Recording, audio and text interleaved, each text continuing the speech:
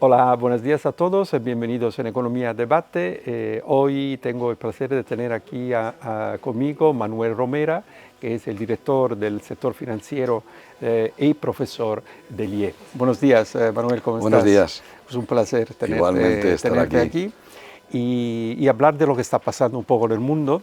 Están pasando muchas cosas últimamente, ¿no? La primera pregunta que te quiero hacer era un poco para tener tu opinión.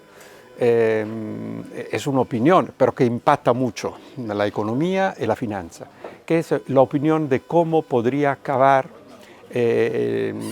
la guerra en Ucrania. Es decir, esta posición del presidente americano de intentar a todas costas de buscar una solución, según tu opinión, ¿va a buen fin o sigue alto el riesgo que esta guerra continúe? La pregunta es para empezar, interesante y difícil, ¿no? Yo creo que al final las guerras son intereses financieros y lo que estamos viendo claramente es que para acabar la guerra de Ucrania lo que tiene que haber es un reparto de Rusia, Estados Unidos y Ucrania del territorio y todos los bienes naturales que tiene.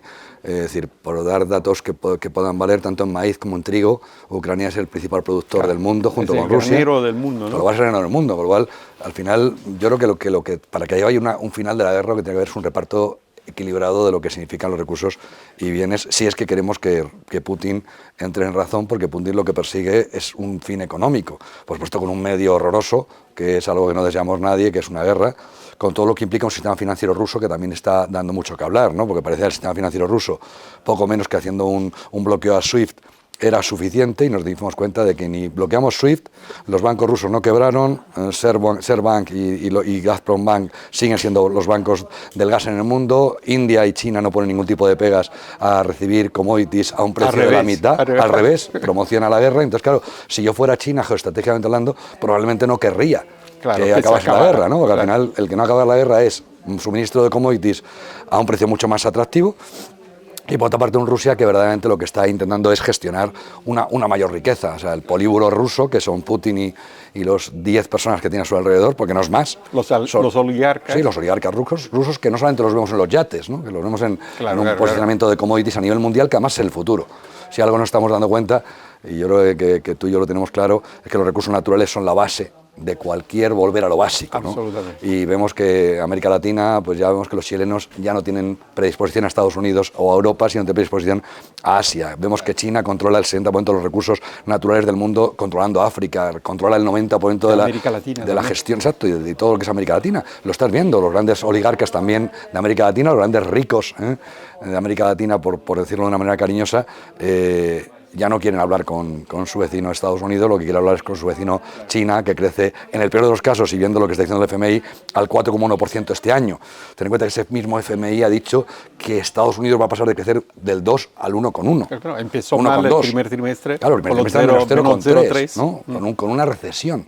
Entonces yo creo que en el fondo lo que estamos viendo es que aquí está habiendo un juego financiero, que la gente se empeña en hablar de si Trump es simpático o antipático, si Putin es un loco o es un rico, y yo creo que en el fondo lo que tenemos que ver es que lo que hay son intereses financieros muy, muy definidos. Que está por debajo de todo eso. Que está por debajo de todo eso. Es decir, luego está la discusión de Trump y el presidente Zelensky que da una vergüenza ajena, para mi manera de ver, ese formato diplomático tan sumamente escaso, claro, o ver que estamos hablando de Israel como si Israel tuviese una enconada guerra durísima para los palestinos, y lo que es durísimo es para los palestinos que mueren. Claro, lo que está claro es que hay unos intereses también económico-financieros espectaculares en el tema de Israel y nadie lo está diciendo con suficiente claridad, ¿no? Hablamos mucho más de los muertos que del dinero. No, es verdad.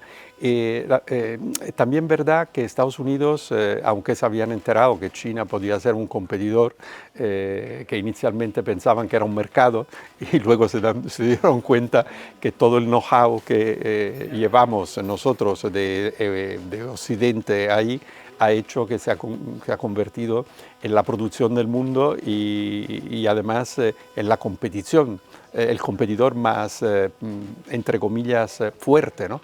Y luego, efectivamente, mientras que Rusia utiliza mucho la fuerza, China no utiliza la fuerza, utiliza el dinero y además el soft power, ¿no? de una presencia que ayuda a crear infraestructuras y tal. Eso es lo que ha hecho Entonces, quizás Estados Unidos se ha despertado un poco tarde, no digo yo.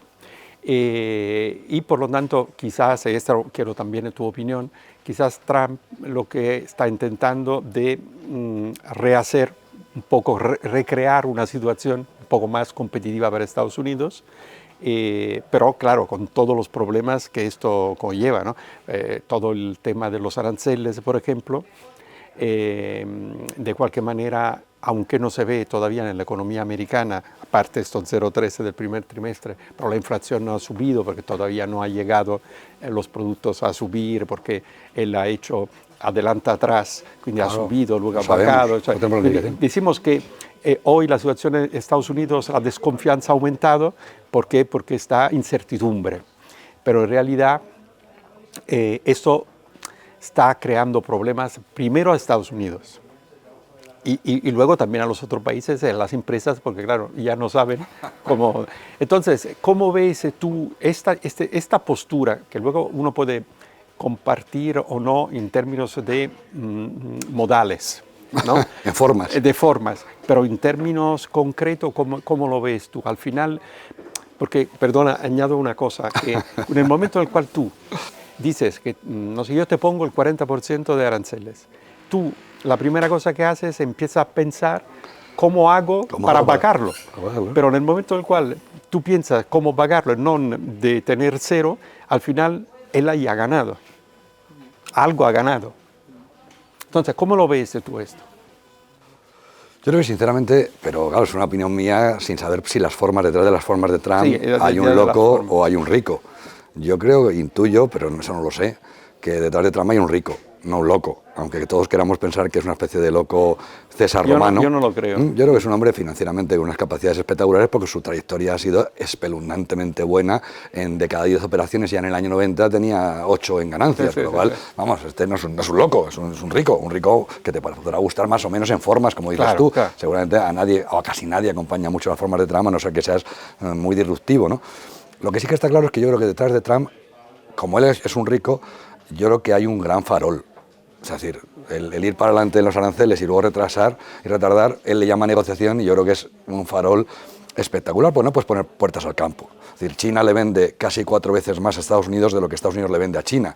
Para revertir eso nos harían falta, claro, qué sé, 30 años. O sea, seguramente Trump no estará aquí, ¿no?, para poder hacer esa reversión. Y luego, por otra parte, hay un formato incluso sociológico, ¿no? No creo que las maquiladoras mexicanas se puedan de repente poner en formato de Detroit. No creo que ni siquiera esté preparada la economía para eso. No, y además para una empresa, para pasarse de un país al otro y volver a Estados Unidos, tiene que crear estructuras. Bueno, y además con una cosa todavía más importante, y es que Estados Unidos tiene una tasa de paro a día de hoy del 4,2%. Claro, es decir, no hay gente. O sea, tú no sé si has visto en las noticias que 32, no sé, extranjeros, ¿no?, inmigrantes de Estados Unidos han decidido deportarse, ¿no?, y han aterrizado en un aeropuerto americano. Se han autodeportado 32 personas, es que suena a broma. O sea, Estados Unidos necesita esa mano de obra. Eso es imposible que cambie. O sea, no es fácil. O sea, en Estados Unidos debían de pagar porque viniesen los inmigrantes. Otra cosa es que los inmigrantes vienen a trabajar o vienen a delinquir. Eso ya sería una cuestión política y otro tema mucho más complicado de analizar. Pero lo que es evidente es que hace falta esa mano de obra. Tenemos ahora mismo alrededor de 900.000 puestos de trabajo sin cubrir en Estados Unidos. Uno de los máximos históricos, es decir, poco menos que el que está en paro porque quiere. Tenemos una tasa de paro tan baja que hace falta recursos. Luego, además, es mucho más fácil, para mi gusto, para Trump, y creo que es su gran baza ahora mismo en la manga, bajar el impuesto a sociedades. Bajando el impuesto a sociedades no hace falta obligar a las compañías a venir a Estados Unidos. Si en España pagas un 25% y de verdad en Estados Unidos pagas un 15%, como pretende Trump pasar del 21 al 15, ya consigue. Ya es la mejor manera de que vengan sociedades. Y no hace falta obligar al tío de Apple a invertir 500.000 millones en Estados Unidos y decirte a la vez, mire, pero es que yo la producción que tengo en Asia no la puedo cambiar. ¿Cómo la voy a cambiar de la noche a la mañana cuando Steve Jobs en su momento decía que la pantalla de Apple se hacía en 7 países distintos? Pues claro, eso es ponerle puertas al campo, es imposible. Entonces, yo creo que hay un grandísimo farol ahí. Y luego hay una parte también importante, y es cuánta paciencia tiene un republicano para no ganar dinero en bolsa. O sea, cuando tú ves la bolsa española hoy con una subida de un 22% lo que va de año, con máximo histórico de los últimos 25 años, con respecto a Estados Unidos, creciendo a un 0, y con esos que le pusieron de presidente, perdiendo dinero en muchos de los casos por las bajadas que han tenido en bolsa y sobre todo una volatilidad muy fuerte que genera pues también una cierta expectativa de miedo o de qué está pasando, pues yo creo que son demasiadas variables en contra como para que Trump pueda mantener lo que ha dicho. O sea, America First o hacer América es más grande, una ¿no? postura. Es más una postura política, un poco un populismo bien entendido para un voto no especialmente racional, que es el voto en general del mundo, de los desarrollados y de los no desarrollados. Creo que detrás de lo que está Trump es una prevalencia de la ganancia per se. Lo que pasa es que también es verdad que quizá habría que también analizar mucho qué está ganando Trump con esto. Porque claro, alguno pensará, oye, ¿y entonces por qué ha empezado así? Aparte de por dar la razón a sus votantes, ¿por qué ha empezado así? Y hay que pensar que Trump y todo su entorno está ahora mismo muy gestionado hacia criptoactivos. Y los criptoactivos ahora mismo... Claro, ha hecho el Bitcoin, suyo. exacto, el Bitcoin está en $107.000. Trump está ganando un dineral. Y su hijo, Eric, también. O sea, lo que quiere decir es que nadie habla en términos de lo que piensa un rico. Seguimos pensando en que Trump es poco menos que un amante de Estados Unidos. Y Trump, mi sensación humana es que Trump lo que quiere es a Trump. Y Biden a quien quería es a Biden. Claro, o sea, entiéndeme, o sea, el equilibrio hoy en día financiero de las voluntades geopolíticas y geoestratégicas está cada vez más claro. O sea, cada vez más claro que es todo un formato de negocio bien entendido. Todo es una moneda de cambio. Que por otra parte, además, también siempre ha sido así. Lo que pasa es que ahora tenemos una situación enormemente comprometida porque probablemente toda la gestión privada que no ha sido capaz de sobreponerse a la crisis de Lehman Brothers en estos últimos 15 años, seguramente lo que está haciendo es desarrollarse hacia una gestión pública, y esa gestión pública interviene cada vez más.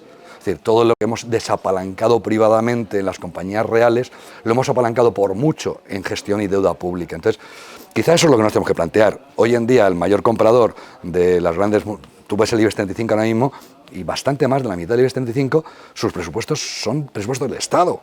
Quien es el gran comprador de esas compañías son, pues no sé, servicios públicos bien entendidos, ¿no? Entonces, al final, claro, ese componente político cada vez está más en boga. Cada vez controla más. 10 millones de pensionistas en España, con un problema de pensiones evidente, con una deuda pública evidente, y con un Trump que en el fondo sabe que al estadounidense medio alto lo que ha buscado es ganar. O sea, nadie ha votado a Trump para que haga America First, ¿no? O sea, lo que le han votado. Pero digo, desde el votante medio hasta el votante hiperrico, lo que le han votado es para ganar. Y resulta que ahora de momento el que está ganando es él, que es el que sabía que iba a bajar con los aranceles, que además son imponibles. Porque además, vamos a ser también prácticos, si yo estuviese ahora mismo fabricando en China, lo que diría es, oye, ¿cómo me puedo ir a Vietnam? Por ponerte un ejemplo tonto, para poder sacar el producto a través de Vietnam. Es decir, es ponerle puertas al campo. Ahora mismo cuando ves los coches, el mayor importador de coches en Estados Unidos es de fuera, que se han hecho fuera, es General Motors. Que nadie pensaría que General Motors es una compañía asiática, es una compañía, por lo menos de nombre, estadounidense. Pues resulta que es el que más coches importa de Asia. Entonces, al final es un poco demagogia política, que es un juego muy divertido para analizar qué hay detrás de verdad del juego financieramente hablando. ¿Qué piensas del dólar? O sea, es decir, el tema, porque esto también podría ser un tema interesante, ¿no? Leer todo esto sobre la base también de la fuerza del dólar o del riesgo potencial que el dólar podría tener de no ser en la moneda de referencia, ¿no? En perspectiva. Entonces, ¿esto, según tu opinión, puede tener algo a que ver o no? Vamos, no algo que ver. Es todo que ver. O sea, es la base de todo. Lo que acabas, tu pregunta ha sido inmejorable porque es que es la base de todas las finanzas. Mira, te voy a dar varios datos estadísticos. De los bancos centrales a nivel mundial, en los últimos 5 años, las reservas en dólares han pasado del 70 y poco por ciento al 60%. Con lo cual ya las reservas de los propios bancos centrales que ven al dólar como moneda de referencia y que sigue siendo mayoritaria por antonomasia, 60 frente a un 20% de euros. Con lo cual el dólar sigue siendo la potencia. Pero el problema del dólar es que ahora mismo, si vas a China y ves cuánto es el año 2010 con respecto a ahora mismo, en uso de yuanes chinos y de renminbi chino, en el año 2010 en China no se pagaba en yuanes, se pagaba 0 en yuanes, una cosa anecdótica, y se pagaba el 80% en dólares, y ahora mismo ya se pagan más transacciones en yuanes que en dólares. Eso es lo que tenemos que pensar.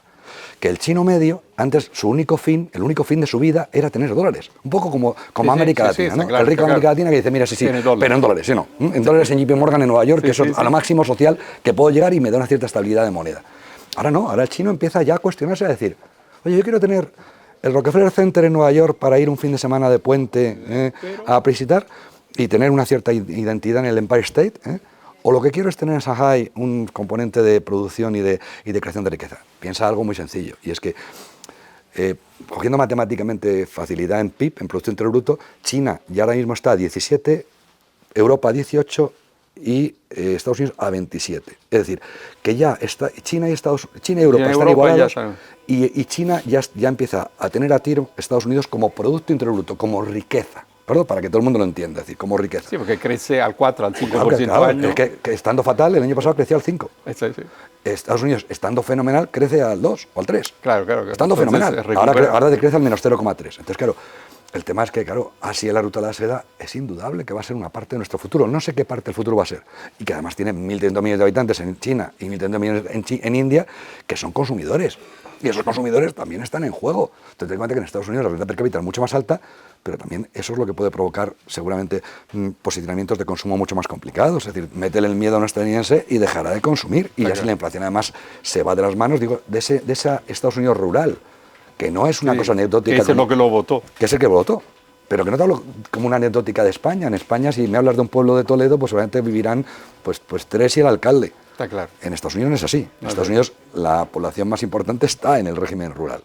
Y ese es el juego que hoy en día estamos viendo. Y es el estadounidense medio, lo que dice es, oiga, mire, hágame más rico, quiero ganar en la bolsa y el dólar que se mantenga. Y todo eso no se puede hacer, no se va a poder hacer. Es decir, tendrán que ver geoestratégicamente cómo va a ser el futuro y en el fondo lo que tenemos que pensar es que los estadounidenses con dinero empiezan a decir America First como política, pero como realidad dime cómo produzco en China y cómo... Te hablo, no te hablo de producir a bajo coste solamente, te hablo de producir a bajo coste con un I+D igual de comparable al I+D estadounidense. O sea, ya no te hablo de DeepSeek. No, ellos han crecido también en tecnología con el COVID. Brutal. El COVID para ellos ha sido brutal. Un desarrollo tremendo. Con esto no digo que China e India sean ni mejores ni peores, no hablo de calificación y adjetivación moral. No entro en eso. O sea, cada uno... Yo soy una persona democrática y he vivido en democracia toda mi vida y creo en la democracia. Por tanto, no hablo de la parte moral de la cuestión. Yo hablo de la parte financiera, que eso es muy importante decirlo, porque estamos en un momento en el que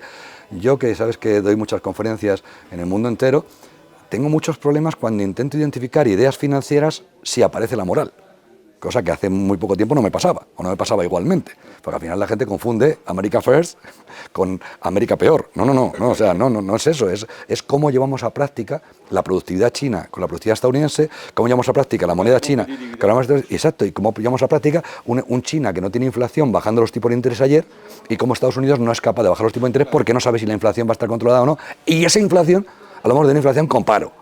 Es decir, que en un momento dado, claro, es que generar paro en un país que tiene un pleno empleo no es tan difícil, porque es que, claro, mejorar ya ese empleo es que es medio imposible. O sea, cuando ya tienes un 4,2% de paro, poco menos Tringali, que es que hemos llegado a un paro técnico cero. Es decir, que no se cubren los puestos de trabajo. Es decir, no es que digas, no, pues oye, pues podríamos bajar un poco más.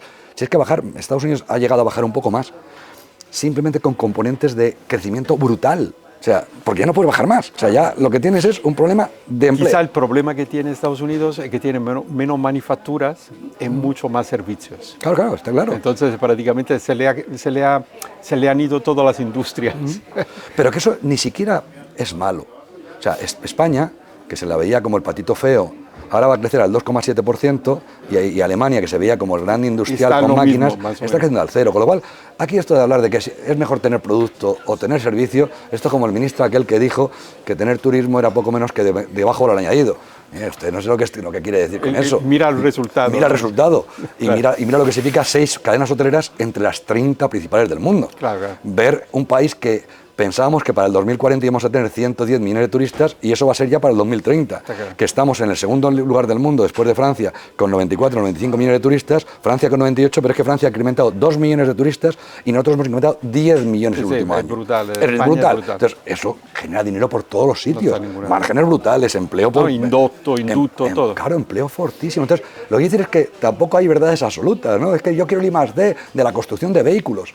Pues mira lo que está pasando con la construcción de vehículos. Es decir, gente como Gestamp, Gombarri, Grupo Antolín. Muchas dificultades. Muchísimas dificultades, sobre todo en la parte más europea. Es decir, y lo que te estás dando cuenta es que donde ganan dinero resulta que es la parte asiática del mundo. A propósito de Unión Europea, hablamos un momento de la Europa, ¿no? Porque hasta ahora, en el fondo, hemos hablado de Estados Unidos, de China y tal, pero Europa, aunque en este momento es la que crece, en este momento, no obstante todo, la guerra en Ucrania, la economía crece poco, pero crece. No obstante las dificultades de Alemania y del sector de automoción que le ha ennocado bajo el punto de vista de la producción de acero y tal, toda la industria pesada, donde ellos eran muy fuertes, y el costo de la energía, porque el costo de la energía para ellos ha sido brutalmente incremental, porque compraban el gas a nada, ¿no? Entonces, ¿cómo ves tú Europa y sobre todo respecto a este plan que en este momento se está haciendo de defensa, que luego lo han cambiado de nombre, que eso también me ha parecido un poco ridículo, ¿no? Pero bueno, 800.000 millones, o sea, con la deuda que tienen los países europeos. Es verdad que la deuda europea es mucho más baja de la deuda americana, ¿no? Que quizás ha llegado a niveles brutales. Pero ¿cómo lo ves tú? Porque este plan prevé 150.000 millones puesto por la Comunidad Europea y el resto de 150 millones tendrían que hacer los estados que ya están endeudados. No hablamos de Italia, no hablamos de Francia. Lo único que se puede permitir es Alemania porque tiene una deuda sobre el PIB bastante baja, ¿no? Entonces, ¿cómo ves todo eso y cómo en una situación que no va a cambiar mucho con la guerra en Ucrania y tal, y Estados Unidos que se acuerde a nivel de aranceles, cómo ves tú la perspectiva de Europa? Es competitiva porque Draghi, Letta han hecho toda una serie de... Y Europa, aparte de esto de la defensa que ahora ha salido y tal, no está haciendo muchas cosas coherentes con lo que estas personas han dicho, ¿no? Yo sinceramente pienso que, bueno, como nombras a Enrico Letta, que sabes que está en nómina en el IE ahora y está con nosotros con muchísimo cariño y tiene relación con nosotros, como tú bien sabes, yo creo que al final, yo creo que son grandes mensajes políticos que son comprables, pero que son muy difíciles de implementar también de manera real, un poco a lo Trump. O sea, Trump lo hace America First, sí, y en Europa lo hacemos a 800.000 millones, lo saquemos de donde lo saquemos. Es decir, si yo tuviese que hacerte un resumen así muy claro, es Alemania industrialmente deja mucho que desear y es muy complicado que mantenga por mucha marca Made in Germany, porque hoy en día la marca que de verdad está dando, digo entre comillas, categoría a los productos es Made in China, sobre todo porque te dan la categoría de la marca con un precio de la mitad, que es cuando de repente los coches chinos ves que se venden como si fueran churros, ¿no? Coches coreanos, ¿no? Por ejemplo, ahora mismo. Lo segundo que te diré es que Francia tiene un problema de déficit público evidente, que a mí me preocupa muchísimo. Es decir, sí, porque es un país importante. Un país importantísimo, gordo, enorme, y que el déficit público está desaforado. O sea, ver un bono francés pagando una prima de riesgo más alta que el bono español desde hace ya varios meses, a mí me da terror, sinceramente, porque bueno, me agrada como español porque eso es señal de que Francia va a quebrar antes, claro, pero, lo digo de broma, sí, pero menos la situación. En un mundo Italia, a mí me parece que Italia, la deuda pública está muy cerca de llegar a un límite. Sinceramente, nadie lo dice con claridad tampoco, pero estamos llegando a un límite en el cual... Casi al 140. Sí, y ese 100... Además, depende de cómo lo midas, porque la deuda pública, como todo, también se puede medir de varias maneras, pero un 140 o un 150 aumento del Producto Interior Bruto es poco menos que lo que tenía en Grecia cuando empezaron a sonar todas las sirenas. Y a mí me da también terror. Y seguramente, si tuviese que decir así en plan muy coloquial, para todo el mundo que nos escuche y que no quiere grandes cifras macroeconómicas, pues seguramente Europa se va a terminar dedicando al mundo de los servicios, si lo has dicho tú antes. ¿Quién es el que mejor va ahora mismo en Europa? España, que entiende que tenemos clima, gastronomía, manera de vida y que aquí se pelean por venir a Madrid a vivir, incluso aunque los impuestos no sean especialmente bajos, que además en Madrid sí que lo son un poco más.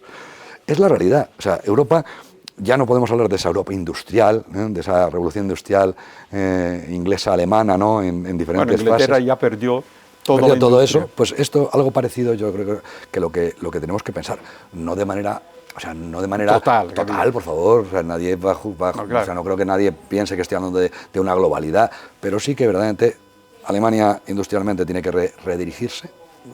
Bueno, mínimo, eso de la producción de armas podría ser una manera para... Alto valor añadido. Claro. Es que claro, para eso también hace falta que haya una política energética común. Es increíble que en Francia que el kilovatio hora te cueste la mitad de lo que te cuesta el kilovatio hora en Alemania. Porque claro, o sea, Francia es competitivo en cualquier industria en mucha mayor medida, por lo menos por la energía. O cosas tan sencillas como que en España no tenemos reactores nucleares y los que tenemos los queremos cerrar, y en Francia tenemos tropecientos reactores nucleares y una generación al lado. Y encima eso produce apagones en España. Entonces, o sea, lo que quiero decir es que hay una falta de coherencia financiera, mucho más allá de que lleven o no lleven razón, de nuevo políticamente hablando, que yo no entro si es seguro o no en la energía nuclear, que además entiendo que es segura. ahora, pero no últimamente, no las entro en últimas eso. sí. Sí, o sea, lo que digo es, tenemos que tener una Europa más allá de grandes con unión mensajes fiscal, filosóficos, unión claro, fiscal. unión fiscal, unión energética, unión financiera. Sí, para hacer el Bizum Tringali hemos estado peleándonos 3 años en algo tan sencillo como mandar dinero por un móvil.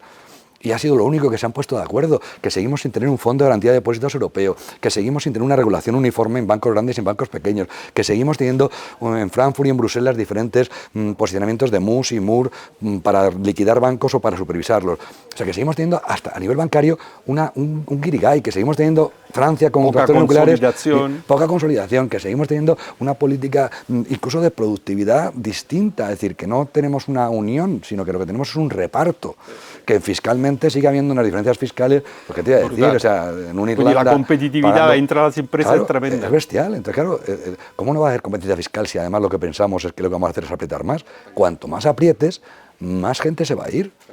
Antes, por ponerte un ejemplo muy gráfico, ¿no? Antes Andorra era un pueblo poco menos que para esquiar y y ahora de repente es un sitio donde hay un montón de ricos. Entonces, yo con esto no digo de nuevo que eso sea justo ni injusto, no entro en eso. Eso es un debate de otro tipo. Pero son acciones y reacciones. Claro, acciones y reacciones. Es decir, financieramente lo que hay que empezar a pensar es fiscalmente cómo queremos plantear la fiscalidad.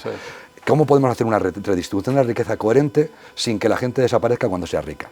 Y ese es el equilibrio que tenemos que buscar, y lo tenemos que buscar más unidos, sea de derecha, de izquierdas o de centro. No puede ser que un partido aquí en España diga 37 horas y media y el partido de al lado diga, pero esto esté loco, ¿qué hago con los supermercados? Que tienen que la gente poner... O sea, lo que dices es que tiene que haber un mínimo de estructura. No, y sobre todo un mínimo de sentido común. De sentido común. Porque al final, quiero decir... Que es el menos común de los sentidos, ¿no? Entonces al final... Y en el mundo bancario igual, o sea, me parece increíble que ahora mismo en la comparación que hay pues de un banco mediano con un banco grande sea poco menos que incomparable. Me parece increíble que los bancos alemanes pues estén cotizando desde hace un montón de tiempo pues a una tercera parte de su valor contable y resulta que el valor que más ha subido en lo que va de año es el BBVA y el Santander como dos grandes bancos que estaban infravalorados. Entonces, lo que quiero decir es que la volatilidad para los mercados es malísima y lo que tenemos que hacer es un plan de ruta, pero no un plan de ruta para 800.000 millones. Eso es el final de la película, eso sería el final del libro. Pero el libro... Sí, tiene que tener una base. Una base. Entonces, claro, creo que hay mucha estructura estructura política. O sea, con esto, por supuesto, no me meto con el informe Draghi ni con el informe Letta. Qué bien que por lo menos hay un informe Draghi y un informe Letta. Lo que digo es cómo, quién lo va a pagar. Y cuando habla de 150.000 millones, ¿cuánto significa los otros 650.000 en deuda pública para el Estado español? ¿Y de dónde lo vamos a sacar? Es decir, ¿cómo vamos a generar esos ingresos? Bajando impuestos. ¿Quién paga? Exacto, bajando impuestos para que la gente venga o subiendo impuestos para que la gente se vaya. Y esa es la pregunta que nos tenemos que hacer en serio. Vamos a dejar de decir, vamos a intentar 800.000 millones para conseguir... No, pero ¿cómo lo va a conseguir? Si yo, para que yo le aplauda o me vaya contra usted. Y eso es lo que yo he hecho en falta. O sea, yo lo que he hecho en falta es un discurso político un poquitín más concreto. Un poquitín más concreto y financiero. Un poquitín, que me digan, oiga, en la regulación, ¿qué quiere? ¿Usted regular más a los bancos o regularlos menos? Eso es lo que yo quiero escuchar. Oiga, no digo que sea verdad o mejor una cosa que la otra, que eso ya será discutible. Pero dígame, ¿qué va a hacer usted? ¿Regular más a los bancos o menos? ¿Va a subir usted tipos impositivos o va a bajarlos? ¿Va usted a resolver el déficit público vía reducción de gastos o vía incremento de ingresos? ¿Va usted a reducir la deuda pública vía crecimiento del PIB o vía reducción de la deuda? Dígame algo, por favor, que son divisiones. No entremos en Manuel, yo me quedaría porque el tiempo aquí corre, ¿no? Entonces, para cerrar, yo me quedaría con estas preguntas abiertas tuyas que me parecen que aclaran perfectamente la situación en la cual estamos. Es decir, que una cosa es teorizar una situación ideal, la otra cosa es cómo llegar a ella. Y efectivamente, la única posibilidad es contestar a estas preguntas y contestar políticamente, evidentemente, porque una dirección o la otra, los resultados son completamente distintos. Y sobre todo que, ¿sabes lo más importante que tenemos? Y por eso trabajamos tanto tú como yo en el IE, porque el IE es un sitio con libertad de cátedra. Es decir, en el que lo más importante es sentirnos libres. La opinión es libre. Y además yo creo que tú eres un clarísimo exponente de lo que es la libertad en tu criterio. Tú has decidido sacrificar seguramente otra serie de cosas por tener tu propia libertad. Pues esa libertad es la que en el fondo tenemos que pensar cómo nos la venden nuestros dirigentes para que cada uno compre en la libertad la bajada de tipos impositivos o la subida de los mismos. Lo que no podemos seguir es sin comentar esto y hablando de 800.000 millones o hablando, o sea, que el debate moral sea si llegamos al 2% del PIB en gasto de defensa o llegamos al 5%, a mí me parece una idiotez. La gente en general no sabe ni lo que es el 2, ni lo que es el 5, ni en qué estábamos. El otro día miraba cuánto se ha incrementado del 2014 al 2024 el gasto en defensa español. Y estábamos paupérrimos en el 0,8 y ahora estamos en el 1,3, que está muy por debajo del 2 y queremos llegar al 2. Si no es cuestión de eso, es que eso a la gente le importa tres pimientos. Claro. A la gente lo que importa es, oiga, mire, si ese gasto en defensa se produce, ¿qué pasa con el gasto de sanidad? ¿Cuál es el impacto? Exacto. En los 90.000 millones que nos gastamos en sanidad, ¿qué hacemos? En el gasto en pensiones, que hoy en día significa casi la mitad de lo que pagamos de gasto del Estado, ¿qué significa? En educación, ¿qué significa? O sea, no me hable usted de la guerra, pero la guerra, que además la guerra da mucho miedo a cualquiera porque todo el mundo piensa en bombas y en caída de torres, ¿no? Yo creo que lo importante es, oiga, usted en los presupuestos del Estado, ¿cómo lo va a hacer? Es decir, ¿cómo va a meter un gasto en defensa del 5% y cuánto va a influir eso en su déficit público y cuánto va a influir eso en el sueldo público? En el bolsillo de la... Para que la gente diga, mire, ¿quiero defenderme o no? O no me quiero defender, lo que quiero es, al revés, que los que pueden atacarme estén aquí porque decidan vivir en España, por decirlo de una manera tonta y de broma. No, claro, con paradójica. Claro, es decir, con paradojas. Es decir, al final, lo que te quiero decir es que el planteamiento que yo creo que hoy en día debemos tener es elevar un pelín el diálogo financiero. Sí, ¿no? también la visión. Porque además en nuestra propia universidad es lo que pretendemos. O sea, el IE, yo por lo menos en el IE todos los días cuando me levanto para luchar por esta empresa que tanto bueno me ha dado durante tantísimos años de mi vida, es para defender una libertad de cátedra razonada. Claro. Yo a nadie le digo lo que tiene que decir, lo que le pido es que lo razone, porque eso es lo que hace grandes a las personas. Porque yo convivo perfectamente con alguien de Podemos y convivo perfectamente con alguien de Vox si su razonamiento tiene coherencia. Eso no quiere decir que compre los dos razonamientos, quiere decir que le respeto los dos razonamientos cuando hay una coherencia detrás. Y entonces yo me descubro, no hablo de cómo tienes que plantear políticamente el tema. Eso es lo que se tiene que esperar, cioè que la política sea una política un poco más razonable y menos polarizada por ideología o principios que no tienen nada que ver con la realidad y con las cosas que al final las personas que hacen parte luego de los países necesitan. Y sobre todo por una última cosa, y es porque yo creo que pensar que los electores son tontos es tanto como pensar que este mundo no va hacia adelante. Y yo no creo en ello. Creo que yo cada día me enfrento a clases en las que si pensase que los que me escuchan son tontos, nunca explicaría nada porque pensaría que no tenían capacidad para entenderlo. Y yo tengo siempre la esperanza, la ilusión, las ganas, incluso la cercanía y la empatía para pensar que todo el mundo que me escucha me puede entender. Y en eso tenemos que apoyarnos. Claro. Yo echo mucho de menos en la política eso. Es decir, que hablemos de grandes números, que hablemos en la televisión de cuánto recauda el impuesto de sociedades, de cuánto recauda el IRPF, de cuánto recauda el IVA, que hablemos de algo tan sencillo para las pymes como qué gastos deducibles tenemos, cómo tienen los gastos en cuota, cómo se estructura el impuesto de la renta, cómo de progresividad, qué progresividad tenemos, de cosas que son esencialmente entendibles por cualquiera que se lo expliques. La gente poco menos que se queda en que el que gane más, que pague más. Pues eso es evidente, el que gana más siempre paga más, incluso aunque sean los impuestos proporcionales, pero a lo mejor el nivel de progresividad que tenemos que enfrentarnos a él, porque una progresividad excesiva es lo que genera paraísos fiscales en el mundo. No lo generan ricos malvados, lo generan ricos huyendo. Y ni son malvados ni son golfos, son una mezcla de sus propias circunstancias, ¿no? Muchísimas gracias, Manuel. Ha sido un placer, como siempre. Bueno, esta es la primera vez aquí, ¿no?, en el debate, pero nos conocemos de hace tiempo y la verdad es que escucharte es siempre un grandísimo placer. Muchas gracias. Muchísimas gracias por la invitación. Muchísimas gracias a todos y hasta la próxima.